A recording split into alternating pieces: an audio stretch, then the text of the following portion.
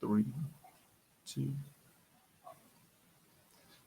And Coach Gene Clemens, and I'm here with the new head coach of Anderson University, head coach Bobby Lamb. Coach Lamb, thank you for joining me. Good, Gene. Good to be here, buddy. Absolutely. So the last time I spoke to you, you were finishing up a season at Mercer, and then from there, you've gone your separate ways, and now you've reemerged at Anderson University. I know that this is another opportunity for you to build a team from scratch. Is that just something that just has really been a thing that you've really like that's kind of stoked your fire, or are you just like a glutton for punishment? Yeah, I think I said this yesterday. My wife thinks I'm nuts for taking another startup job, but I really enjoy the. I'm a people person, number one, so I really enjoy the startup aspect of it. Being able to put your fingerprint on it. I'll do everything from select the lockers to select the carpet color in our building, to selecting the shower heads, to obviously selecting all the football equipment. But there's a lot to do. But I really like that because it gives me an opportunity to do it my way and put my fingerprint on it. And that's really important. I think a lot of people, because a lot of people associate coaching with winning and not necessarily with program building. And I believe that being able to build it from the ground up gives you a real good understanding of how to build a program. Do you think that you're uniquely qualified and that you're going to be able to glean off of the things that you were able to do at Mercer now that you're having this opportunity again? Absolutely. I think I've got the blueprint, and I think that's why I was able to land this job. It's not a whole lot of difference. Anderson is a wonderful institution of higher education, like Mercer. We're Division II. The Mercer was FCS. But at the end of the day, football is football. We're going to build a similar facility that we had at Mercer. Matter of fact, the same architects are doing our building here that did a building in Mercer. So there's a lot of similarities in the process, which I do like. I think I will take some of the things that I did really well there and bring them here to Anderson, but also the mistakes you made. You'll try to correct and do a little bit better this time. It's like building a house. When you build a house, you may not like this room because it's too small. So the next time you build a house, guess what? You're going to take care of that room and make sure you get to the size you want it. So those are some of the things that we'll do as we move forward. Absolutely. I think the interesting thing is when you're at a school with such high academic standards, sometimes recruiting becomes really, really important because you have to be able to identify those students that work academically and athletically for you. Now that you're transitioning over to Anderson, you have that academic component, you have the athletic component, you have a real big spiritual component. Are these things that you've already kind of thought about and identify the type of young men that you want to bring into this program? Absolutely. I think it all starts with the academic piece. Certainly, you're going to go out and recruit, and you're going to recruit to a certain standard. And unfortunately, it eliminates a lot of kids because they don't take academics serious until it's too late in high school. So our list will be a little smaller. However, we will attack it from that end academically first.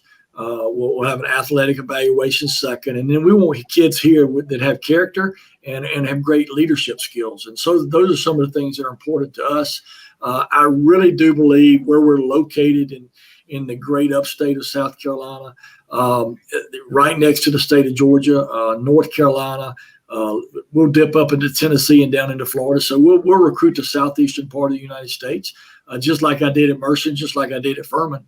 And I think we'll be able to find enough players to fill out a team and represent the Anderson community well. Now, I think you actually get a kind of a jump start because you already know the Southeast. You've recruited that for years. And I know you mentioned Furman. Speaking of returning to returning to the upper South Carolina area. Is that something that really intrigued you about this job? Well, it really did. I was in Louisiana last year with Coach Billy Napier. Had a phenomenal time there. Enjoyed watching him. I want to take these glasses off real quick. Enjoyed watching him run his program. Helped him out, and of course we went to a bowl game, won the bowl game. We're 10-1, so great experience for me. And learning some of the things he did, I'll implement here. But when it came down to it, my wife and I, a lot of prayer, went through the process. But it comes down to it. I'm from Commerce, Georgia, and it's about 45 minutes from Anderson. My wife's from Greenville, South Carolina, which is about 45 minutes from Anderson. And at the end of the day, we're right in between our two parents. My parents are 85 and 81. Her parents are upper 70s. And so we're able to certainly make a difference here in the Anderson community with what we want to do football-wise, but also take care of our parents and families at the same time.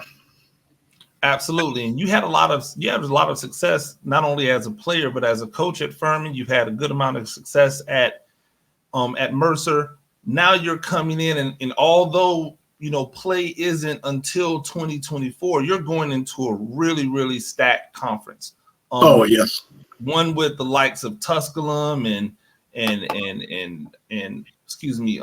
Lenoir-Rhyne and not only teams that have great facilities, but also have really, really talented coaching staffs and talented players.